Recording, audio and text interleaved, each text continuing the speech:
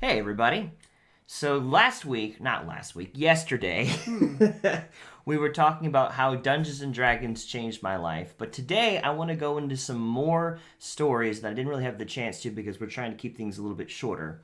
So I'm going to be talking a little bit about how it's changed the lives of other people in the roleplay, not just my own, how some specific conflicts arose and actually helped us talk about certain things we wouldn't normally not talked about. So let's jump right into that. Oh.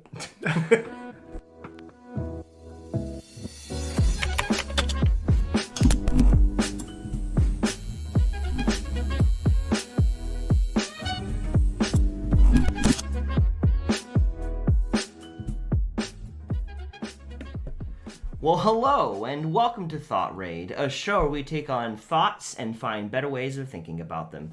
I'm Brandon, this is Tim, and today we're going to be talking about some more stories from my experiences with Dungeons & Dragons, and specifically how it's opened some doors that otherwise would be closed. Things we would probably have never talked about if it wasn't for us getting angry about certain things that were going on in the roleplay. And I wrote down 3 specific things so that I could stay on topic because yesterday was so hard. There was so many stories. Trying to reel me in. I want to go over here and talk about this. I want to talk about that. This is all connected, okay? But anyways, so you're in for a real treat. I'm holding myself in. Here's my 3 points. Here you go. So, anyways. Just real quick before we dive into that, I think it's kind of interesting, and if you guys are gamers, you can attest to this. The inner workings of game mechanics, not like the game itself, but social dynamics, is really weird because we get hyper-focused on little nuances of the game, like an item drop, or who gets to do what, and who gets to lead what, and who's making the decisions and whatnot. And it's like, I don't know, just coming back to Final Fantasy after all these years. Yeah. A lot of the same people are playing still. And there's still some of the, not everybody, but there's still some of that nuanced hyper focus on what really matters to them. And I used to be the same way. And it's just like, not looking down on it, but it's just like, I can't believe that was as big of a deal back then to me as it was. And it was. And, for a lot of people, I think a lot of people, love to get the kills. We were talking about, focusing in on what they were zooming in on. Especially if you're playing games like League of Legends or you're playing Smite or Overwatch. But that's not necessarily the focus I want to talk about today. That is a fact. Smite's a trash game. It's not. Anyways, so... as you guys know, I've run a Dungeons and Dragons roleplay, done so for 4 years now. I think it's 4 years. We started January 2017, and now it's 2021. So it's been 4 years, and I have been leading it, but I also have several people in there. I think there's 8 of us. Let's see, myself, Axeman. RB, I'm wasting time trying to count a good deal. There's a chunk of people that are involved in the role play, and most of them are taking care of certain aspects of it. And what I find most interesting about doing this with them is that there comes points in the role play that we're doing where we hit something that strikes a nerve with everybody. And you never expect it, and it's over the most random, sometimes insignificant things. But, people are legitimately angry that it's not going a certain way. Because if you think about it, everyone who's come into this roleplay, they have their goals and their aspirations. Some people have a big empire they want to see succeed. Some of them want to see their character ascend to godhood. Some of them want to... I don't know, make everyone miserable by being a prick. I don't know. Everyone has different goals. So who's the prick in your group, Brandon? I was going to call somebody out. No. There's no, every one of us sometimes play a role in that one. I think one of the people that loves to be a big pain in people's butt is Axeman sometimes. He really loves to put the screws to people, and it's funny. Because it makes them it makes them squirm. But I like to say he that's just part of what he likes to do. Oh. Anyways, thank you. I appreciate that. So anyways, there are 3 particular events that really stuck out to me that I either I learned something from it or I was able to really help other people through it, and I want to share that one. And the first one that I really remember was very early on in the role play. And I don't remember if it was before we started role playing as mortals or after. But there came a point where in the system that we built, you have to roll a d20 to see if something succeeds. And I think it came at some point when we went into the mortals, we had a couple more little modifiers onto that. But you roll to see who succeeds. It's the same way in regular Dungeons and Dragons. It's the same way in Pathfinder. You have a d20, you roll that sucker. At some point, Axeman got super frustrated over having to roll the dice to determine if something happened or not. And it was a very interesting occasion because it's not a big deal if you roll something to see if something succeeds or not. It's put into place to ensure fairness. Mm-hmm. Because if you didn't roll a dice and you had to like argue whether something had happened, you can have this long, drawn out, annoying process of, well, I don't want this to happen, but I want this to happen, and you'll just never get this like resolution. Right, it's just rules for the group to play by. Exactly. A fair playing field. But at this moment, Axe got super frustrated about it because he wanted there to be, I guess, more smoothness. Like he wanted to have more of an opportunity to do more cool things than he was able to do with the rolling of the dice. And so he was trying to grab for more power in that moment in the role play by removing the dice system and just forcing everyone to agree upon what happens. So how did he remove it? Did he just... He didn't. But he got angry about it. And for like, I want to say, I don't remember if it was weeks or days or just a good length of time, we just argued over that. And it made me like, I think it was probably days. I don't think it was weeks. But it was very stressful for those couple of days arguing over it. Because and what it did though is it made me realize some things too. Like it's everything that I go through with Dungeons and Dragons or anything like it teaches me other things that have nothing to do with Dungeons and Dragons in real life. Mm-hmm. So as he began really insisting that we should remove the rolling system, I began to realize more about rules in general and why they exist. Because there's a lot, we live in a world, there's a lot of rules. You know, you can't drive on the right side of the road or the left side of the road going forward if they're coming this way because you're going to run into oncoming traffic. You can't...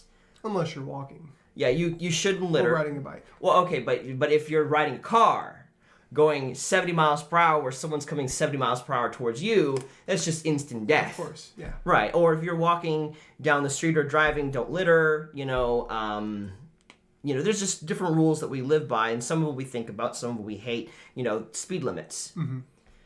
But when Axeman was arguing about the simplicity of whether we roll a dice or not to see if something succeeds, something about that situation taught me about the importance of rules. It taught me just how important there is to have some rules in place, because if everything was just ruleless and we had to defend our own point without having those rules in place, things would be anarchy. There'd be no stability. Yeah. And I realized while not everyone, while he hated having the dice system in place, the dice was the enemy.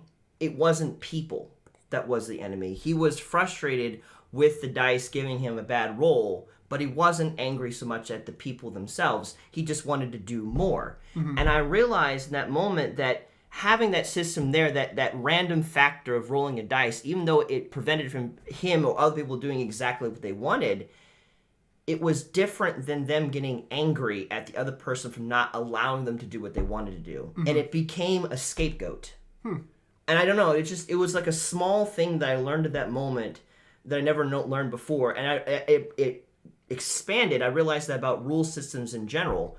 If we don't have rules and someone does something against you, it's a lot easier to become angry at the person But when there are rules and systems in place, you become more angry at the rules and systems and less at the person directly, which, in a way, I guess you could say could save lives. I don't know. My mind just kind of extrapolated out into a bigger degree. Well, it's like when there's ambiguity, you don't really have a standard by which to hold people to. Right.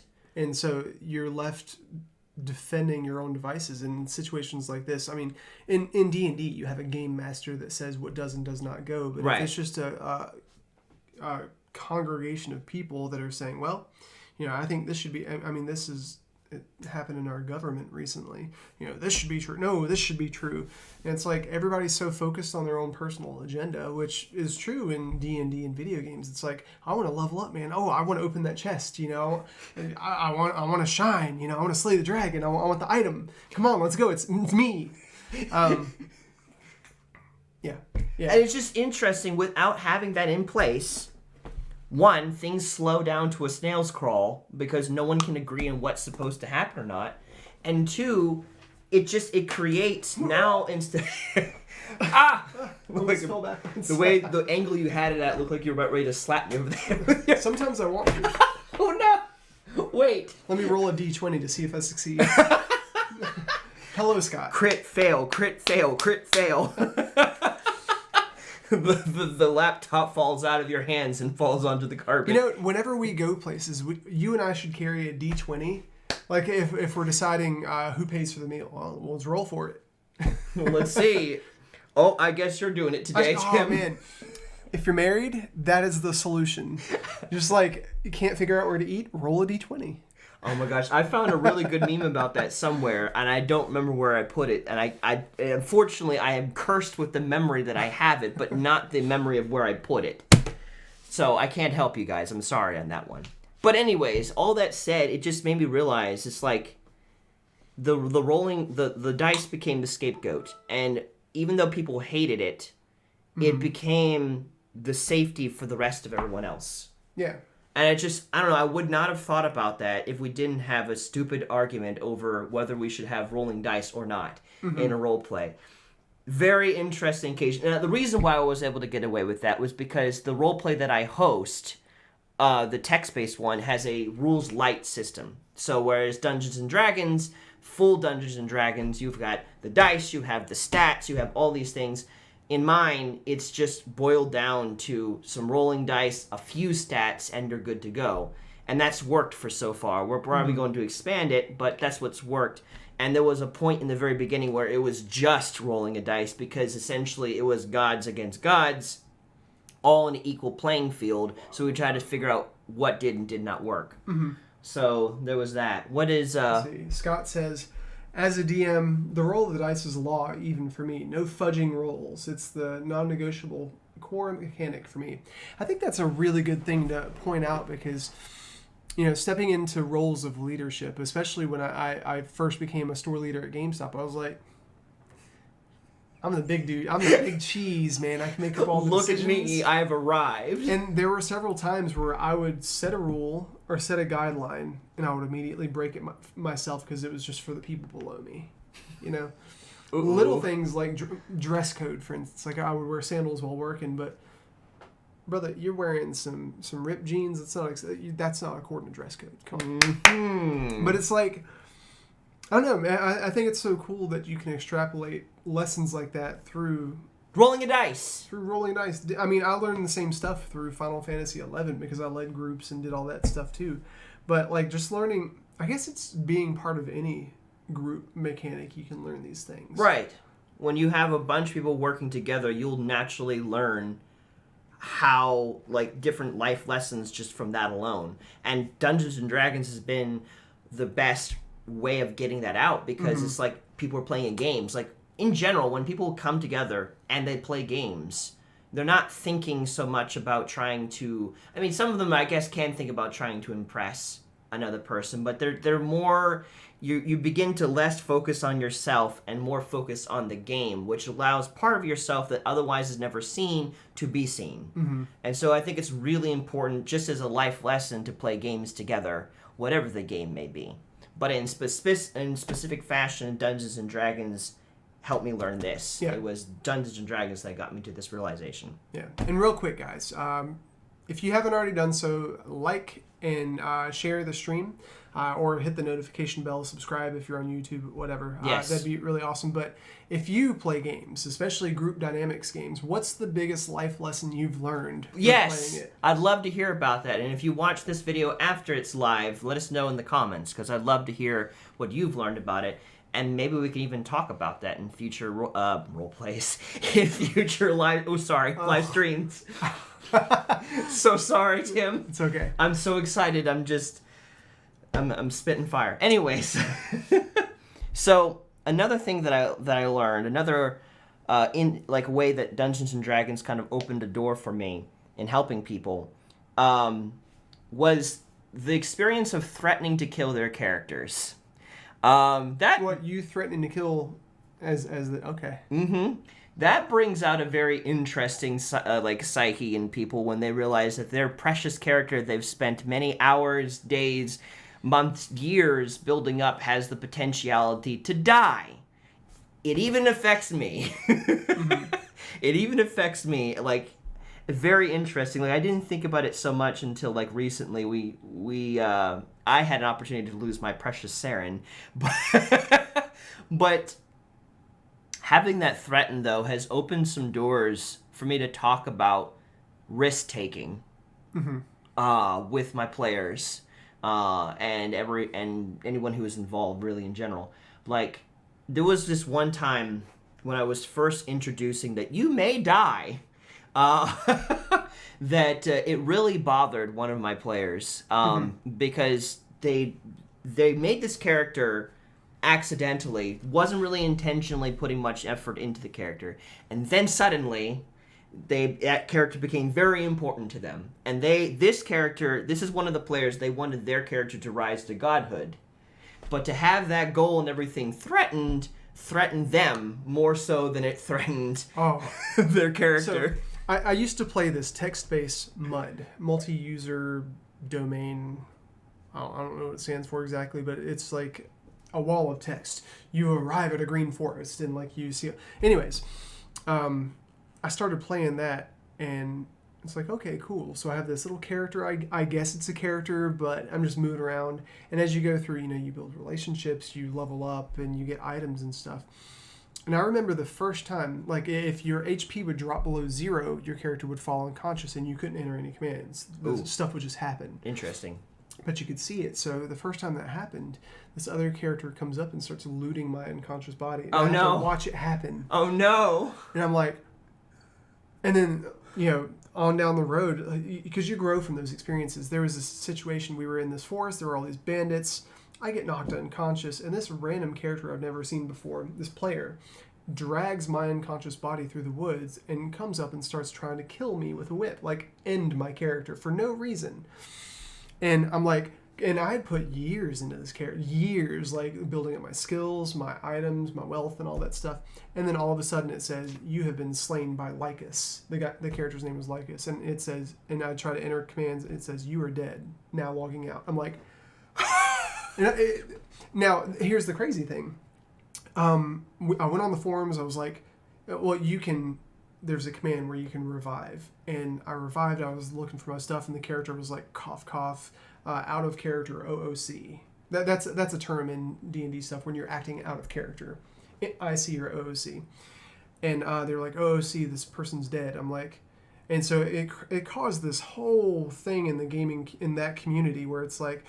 From then, and the GMs decided you can't kill somebody without a probable cause. It's not realistic, but at the same time, you have to consider it's a game and people put a lot of investment. It's like, you can't just kill somebody's character for no reason. Griefing, so to speak. Well, you can technically. That is a real thing. Well, you can, but it's one of those things where it's like, this is an ethical faux pas. But that's an interesting thing I have to balance as a DM, though, because, like, in real life, people do suffer for no reason.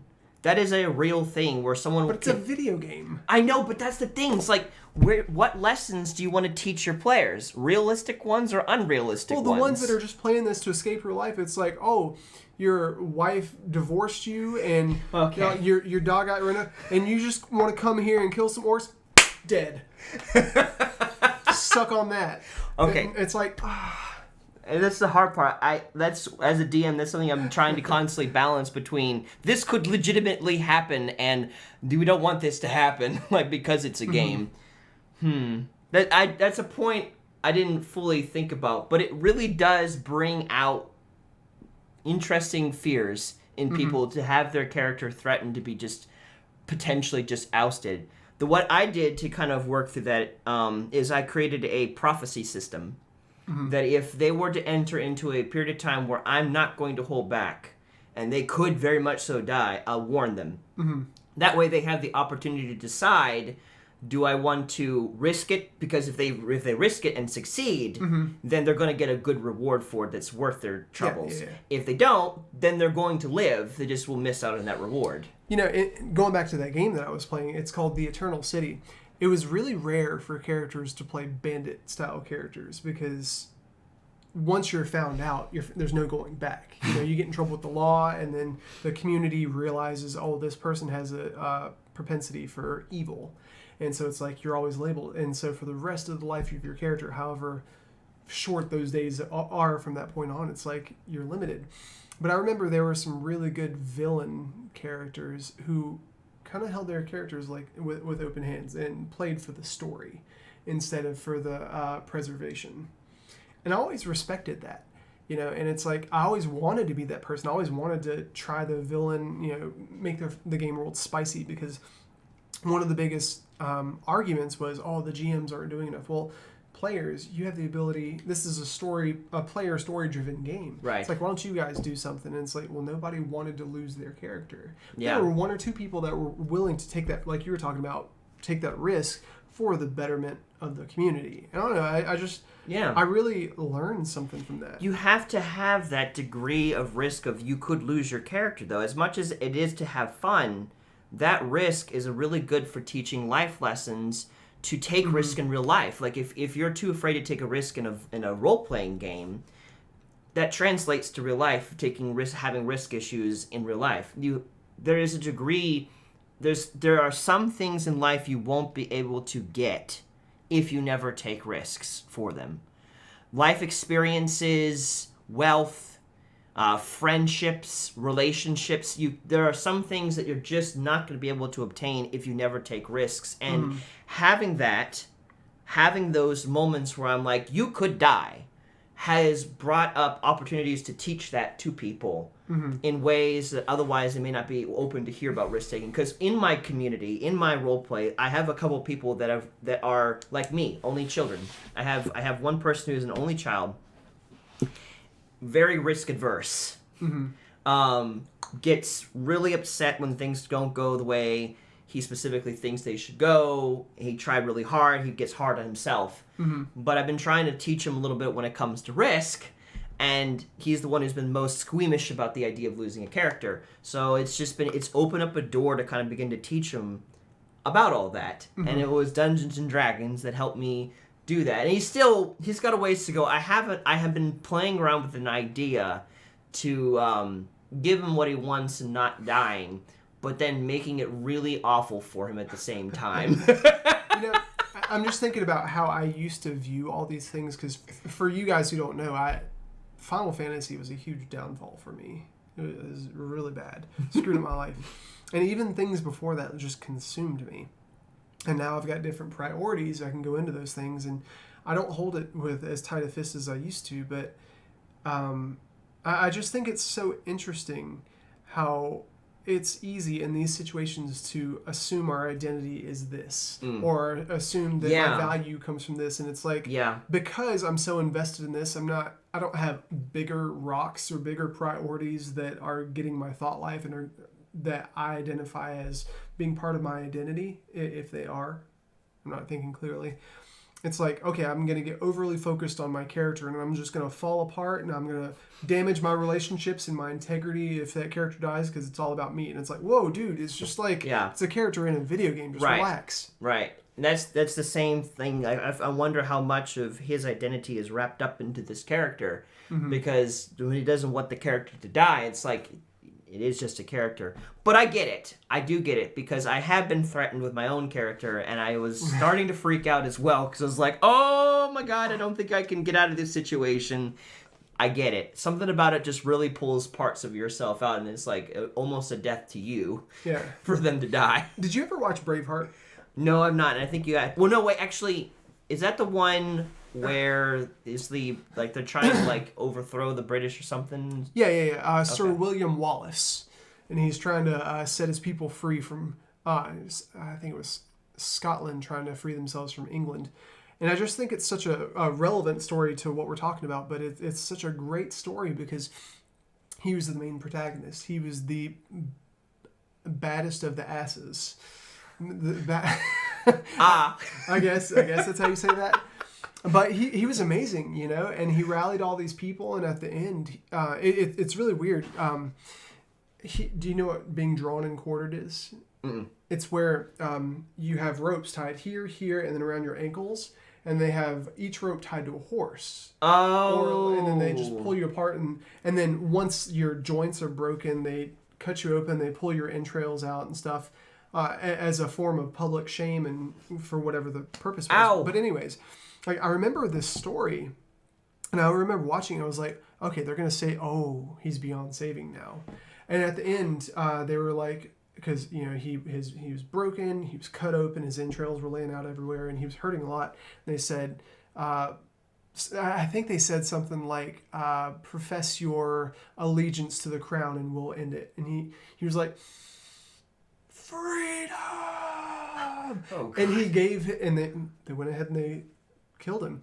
But what I got from that is he gave his life for the betterment of a bigger group, you know. And it's like in these games, especially if I've put a lot of time and investment, much less, you know, not even my life, like William Wallace did. It was just, would I be willing to give up my time and investment for the betterment of the group, or to fulfill the story, or to save everybody else? Would I be a Gandalf?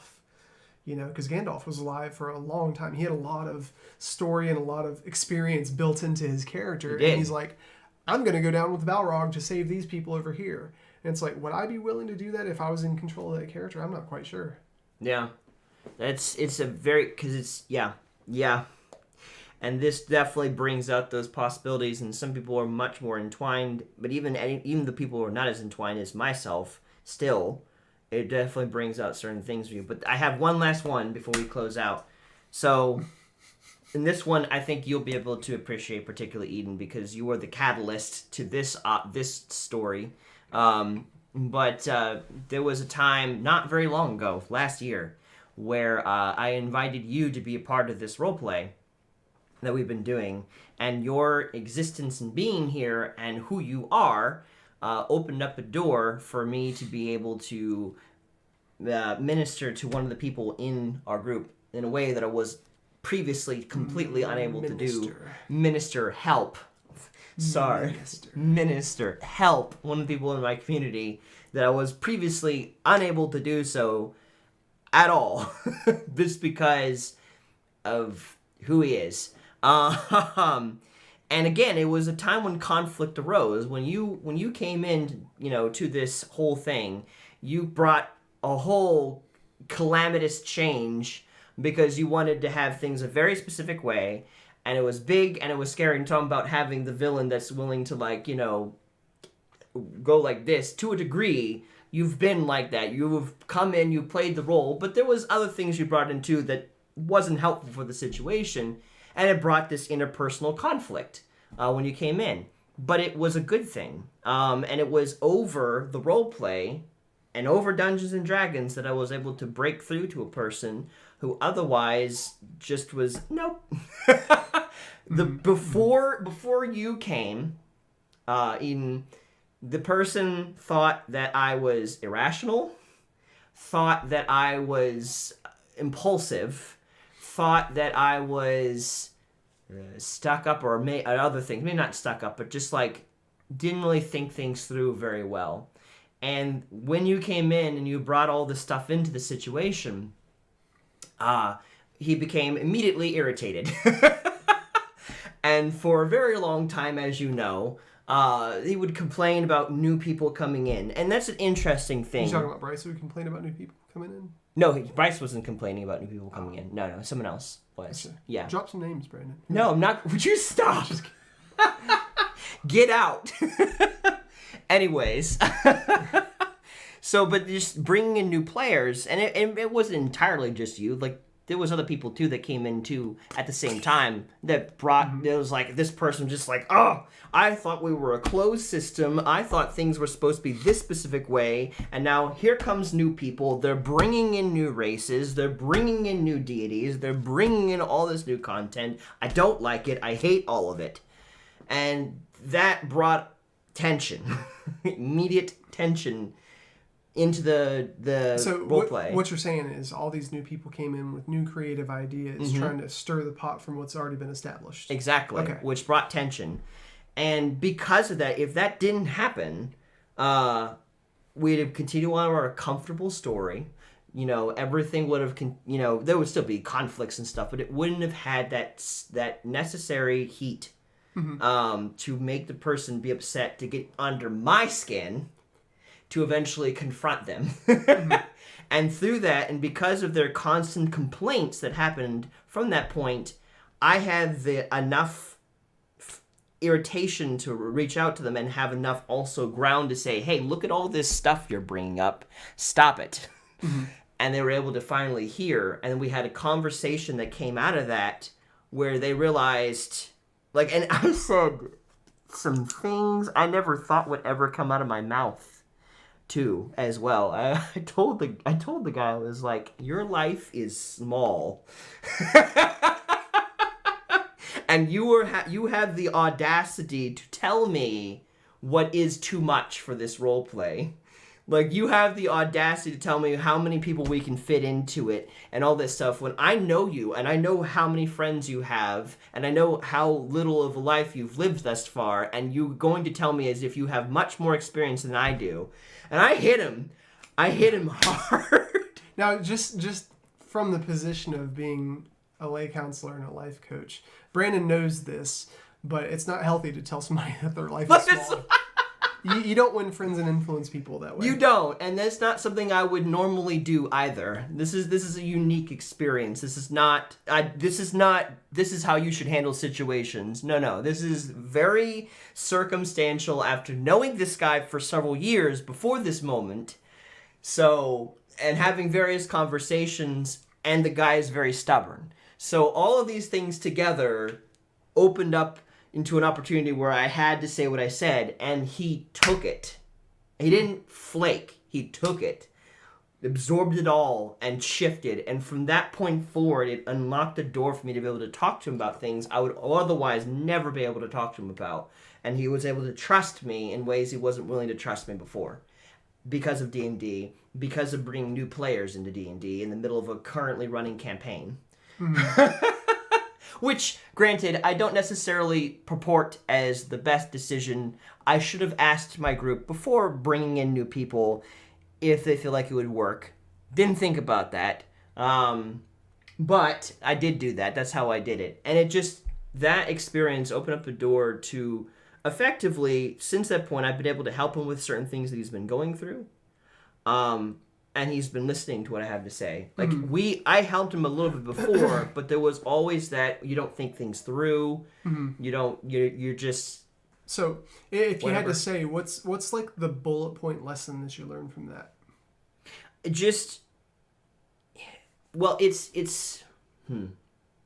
That's a question I wasn't prepared to be asked. Well, actually, what I took away from it is that I took away more confidence in being confrontational, to be honest. That sometimes people can handle more, honestly. I didn't really think that I could be that confrontational and it actually be a good thing. I kind of avoided confrontation at more costs than normal. And after that point, I realized sometimes it actually could be the very thing that changes a life. Yeah. So I guess that's what I specifically took away from it. But it was Dungeons and Dragons that afforded me that moment. The game that we were all sharing together. Yeah. I think that's really good too, because being willing to risk conflict is so important to build relationships. And once you take that step and that person rises to the occasion, it's like, okay, I'm going to commit to you a certain amount of risk to see if you're willing to take that step with me. And they take the step, and it's like, oh, okay, so I can trust your integrity when we go to these difficult places. Then you can take it a step further. And then that's how you build lifelong friendships, man. That's how you surround yourself with people that you know are going to walk through the crap with you. I just think it's so cool that you learned that through freaking D&D. So those are 3 specific things, the conflicts that helped me in real life. Like these 3 things opened up doors, and it was all because of frickin' D&D. Frickin'.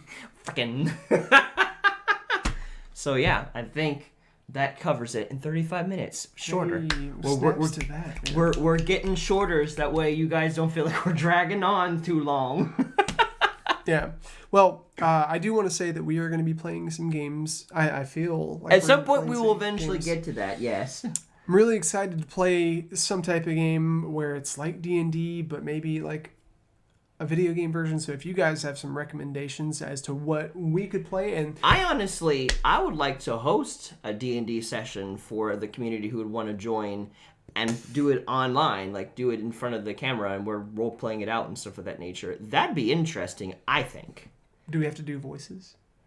Oh, that'd be really hard. Not my cookies. No, I'll let you live that down.